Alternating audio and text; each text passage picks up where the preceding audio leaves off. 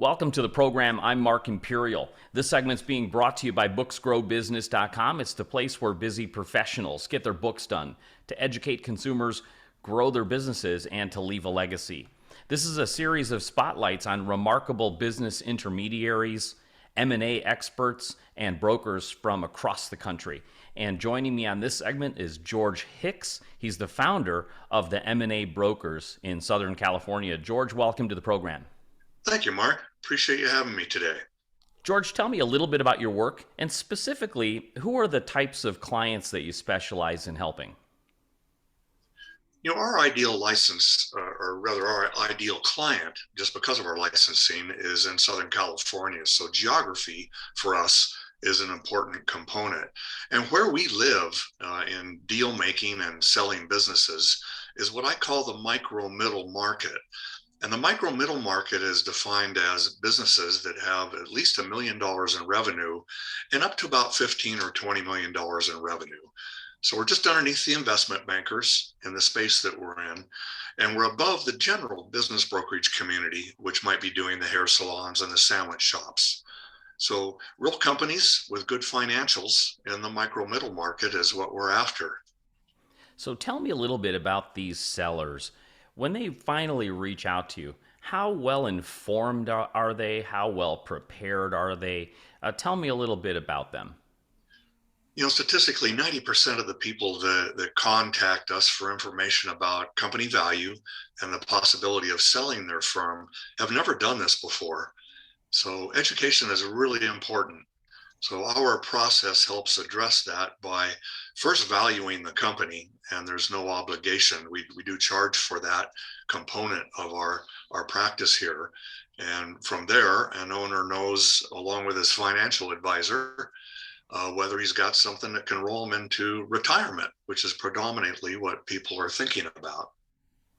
Is that the number one thing? So when these folks consider, this is the first time that they're going through this process, so they don't know what they don't know, is retirement the number one question you get, or what are some of the big things on their minds, not having totally all the information yet?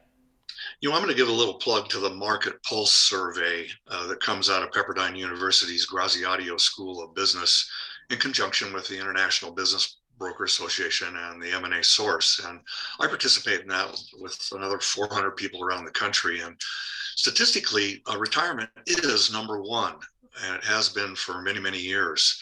Over 50% of the people that come to us, retirement is their primary driver. Thinking about what to do next and selling one of their major assets. Next up would be health reasons. Next up would be burnout. Behind that, there are partnership dissolutions. There's a small component of people that come to us that are serial entrepreneurs.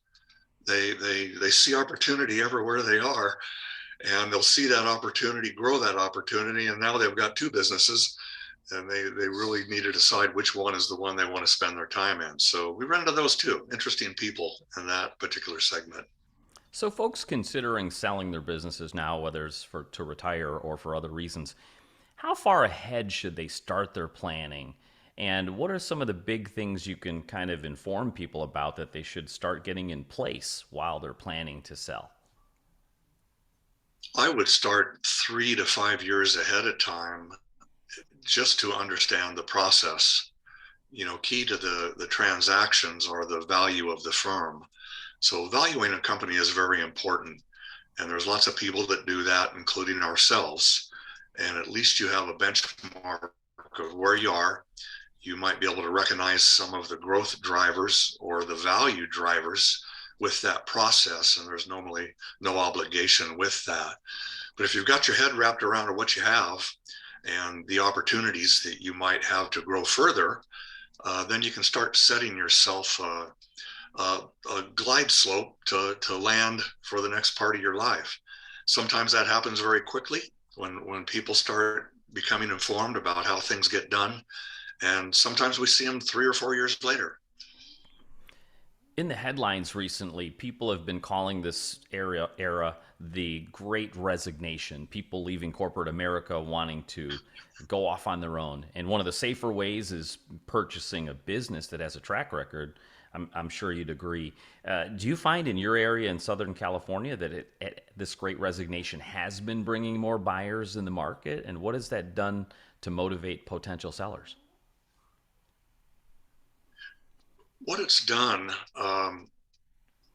corporate dropouts have always been an important component of the business segment that we're in. Until you get up to about $5 million transactions where strategics and private equity get involved, a lot of what gets done is what we call high net worth individuals. And corporate resignees are in there. They have business acumen. They have energy and desire left. They can come in and buy themselves a really good job, is what we see a lot of. So those $2 million transactions are predominantly those individuals coming in again to buy a good job. When you start working with sellers, um, do you find as they're preparing their businesses for sale, are there any big common mistakes that they make that you can kind of warn people about? Common mistakes or pitfalls they fall into? Sure. In fact, the number one reason that businesses don't sell in my segment is because of sloppy books and records. So you want to have nice, tight books and records. Now, it doesn't mean that you can't have a boat in the harbor and you're expensing it through your business. You know, we're trained to go look for those things. It doesn't mean you can't drive a Ferrari if that's your passion. And it just has to be documentable. And most of these small businesses don't run themselves for, to pay taxes, for lack of a better description. They're kind of lifestyle businesses. It's just important to document those things so that when we go look at it, we can pull those things back into earnings.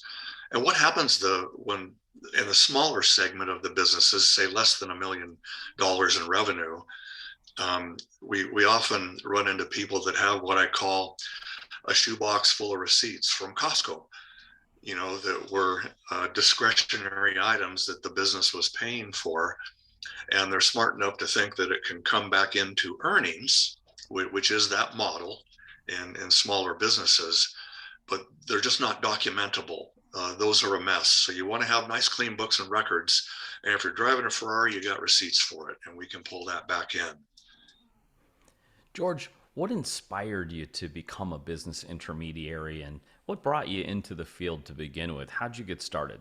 Great question. I have been an entrepreneur all my life. I was actually looking for a business to buy. I stumbled into the largest business brokerage on the West Coast almost 20 years ago now. I do remember to this day driving home from that meeting under the pretense of buying a company, thinking how interesting the business brokerage industry was. So I'm sitting there at my house in Palos Verdes and I'm going, wow, that's really an interesting business model. Well, my phone rings, and the gentleman that owned that business brokerage at the time asked me if I would consider joining them rather than buying a business. And I thought I had the acumen, and I said, let's talk. So that's what led me down that path. And I can say I walked through the door thinking I was pretty smart about it, having owned my own businesses, been an entrepreneur, and understand the dynamics of what goes on with small businesses. It took a couple of years to get traction, I'll confess. And from there on out, it's just been a very enjoyable career and a lot of interesting people. And that's how I got there to get started. Terrific. George, before I ask you my last question, is there anything that I didn't think to ask that you feel is important to share in regards to selling a business today or even buying a business today? What would you share? I would share to engage somebody in the industry and just start getting some visibility on what you have and what those processes look like, so that you're not coming to me with a heart attack as an example. And these are real-time examples. You've got a health problem. I've got a defense contractor right now that the guy's got serious medical issues. Now we've got to come in and do what we need to do with it. And a lot of decisions need to be made that you've never thought about before. So get engaged early and find yourself someone that knows the territory and how things get done.